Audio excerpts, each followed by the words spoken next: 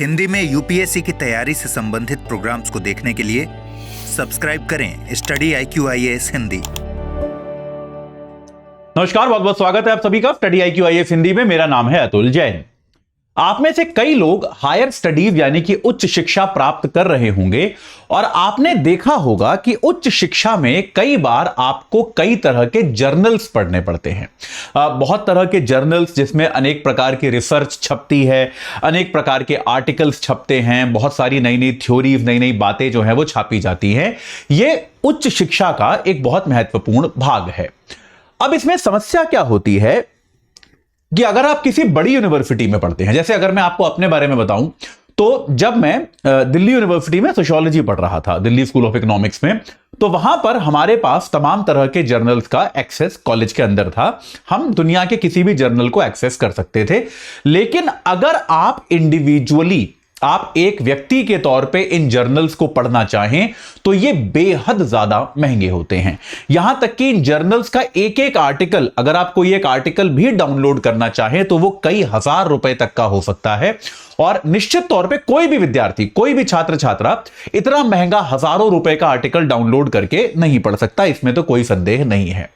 तो आमतौर पे जो थोड़े बड़े कॉलेज होते हैं, बड़े विश्वविद्यालय होते हैं, उसमें इस तरह की सुविधा होती है कि कॉलेजों में एक केंद्रीयकृत सुविधा प्रदान होती है। लेकिन जो देश भर में बिखरे हुए थोड़े अपेक्षाकृत छोटे स्थानीय कॉलेज हैं, वहां के छात्र छात्राओं को इन जर्नल्स का एक्सेस का लाभ नहीं मिल पाता और इसमें उनको जो है, इससे उनकी शिक्षा में एक तरह का, आप ये कह सकते हैं, उनकी शिक्षा की गुणवत्ता नीचे आती है।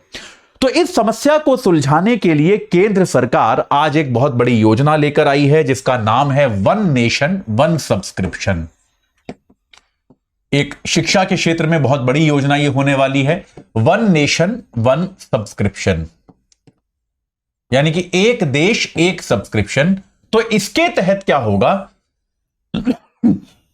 देश भर के लगभग 1.8 करोड़ विद्यार्थी,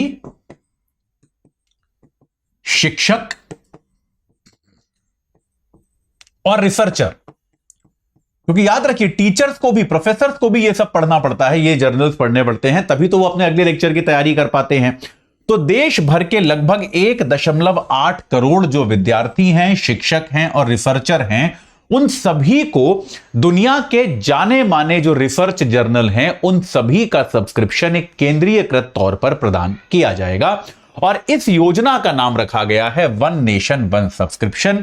इस योजना को आज भारत की कैबिनेट ने अपनी स्वीकृति प्रदान कर दी है। यह योजना कैसे लागू होगी, कौन इसको इंप्लीमेंट करेगा, कौन कौन सी यूनिवर्सिटीज इसमें कवर होंगी, ये सारी चीजें मैं आपको अगले 5 मिनट में बता दूंगा। लेकिन उसके पहले आपको बता दूं कि अगर आप यूपीएससी की तैयारी के लिए कौन सी किताबें पढ़ी जाएं, इस सवाल से जूझ रहे हैं, तो हमारी 18 किताबों का सेट आप खरीद सकते हैं। इसको लेने के बाद आपको कोई भी और स्टैंडर्ड बुक पढ़ने की आवश्यकता नहीं पड़ेगी। ये किताबें ही आपकी संपूर्ण तैयारी करा देंगी। एजे लाइव कोड लगाकर आप इन्हें डिस्काउंटेड प्राइस पर प्राप्त कर सकते हैं। ऐसे ही अगर आप एनसीईआरटी को लेकर चिंतित हैं तो एनसीईआरटी में हमारी 5 किताबें हैं भाई, history, geography, polity, economics, science and technology, ये सब हिंदी में भी अवेलेबल हैं। इन 5 किताबों का सेट जो है, काम की चीजें रखी हैं, बेकार की चीजें हटा दी हैं। ये पूरा आपको विवरण जो है एजे लाइव कोड लगाकर मिल जाएगा। ये 5 किताबें आप खरीद सकते हैं, आपकी एनसीईआरटी की तैयारी पूरी तरह से ट्रैक पर आ जाएगी। आप इनको भी खरीद सकते हैं। तो दोनों में से जो सेट अच्छा लगे उसको एजे लाइव कोड लगाकर ले लीजिए। दोनों चाहिए हो तो दोनों भी आप ले सकते हैं। चलिए अब वापस आते हैं इस योजना पर। तो सरकार ने क्या किया है, 6000 करोड़ रुपए के बजट के साथ, ये 6000 करोड़ का बजट दिया है अगले 3 वर्षों के लिए। कैलेंडर वर्ष हैं ये, 2025, 2026 और 2027। इन 3 वर्षों के लिए क्या किया है, अभी के लिए दुनिया के 30 बड़े जाने माने जर्नल जो हैं, उनका सब्सक्रिप्शन एक केंद्रीयकृत तरीके से खरीदा जाएगा।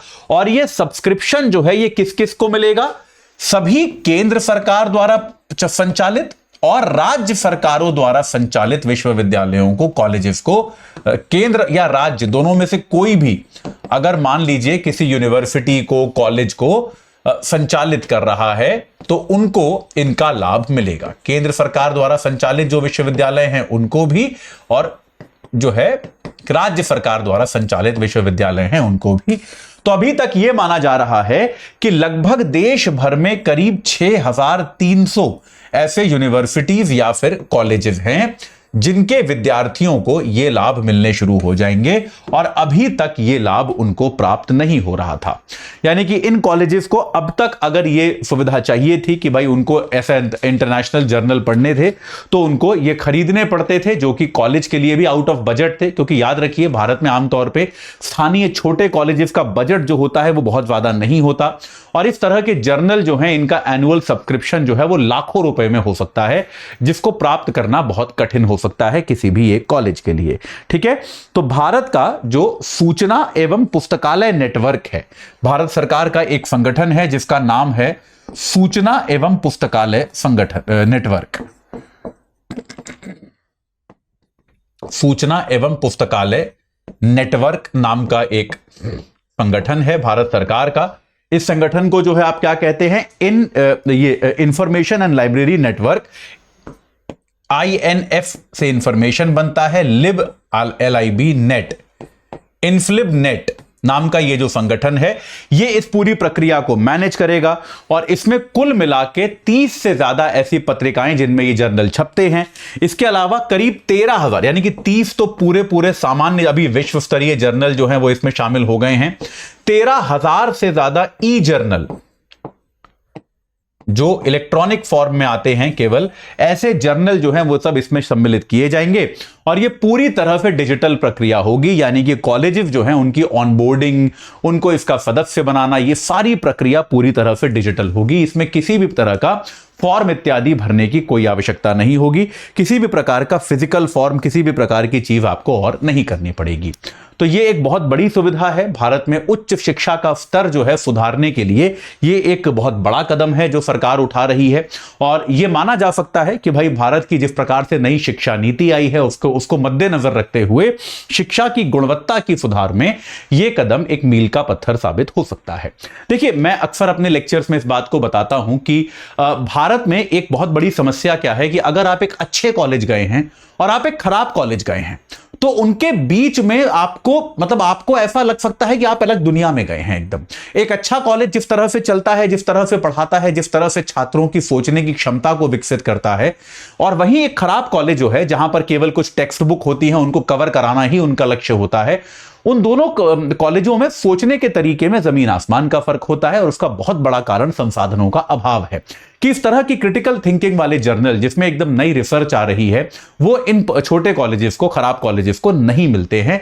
अगर ये सारी सुविधाएं अब इन नए कॉलेजेस को, छोटे कॉलेजेस को भी प्राप्त होंगी तो इस बात की पर्याप्त संभावना है कि ऐसे कॉलेजेस जहां पर देश की ज्यादातर आबादी पढ़ती है, यार अच्छे कॉलेज कितने हैं देश में? कम है। तो बहुत एलीट कॉलेज हैं, बड़े कॉलेज हैं, वो तो कम है। ज्यादातर युवा तो हमारा छोटे कॉलेजेस में ही पढ़ता है। तो उस युवा को भी ये सारी सुविधाएं प्राप्त होंगी जिससे उसकी शिक्षा की गुणवत्ता जो है उसमें सुधार आ सकेगा।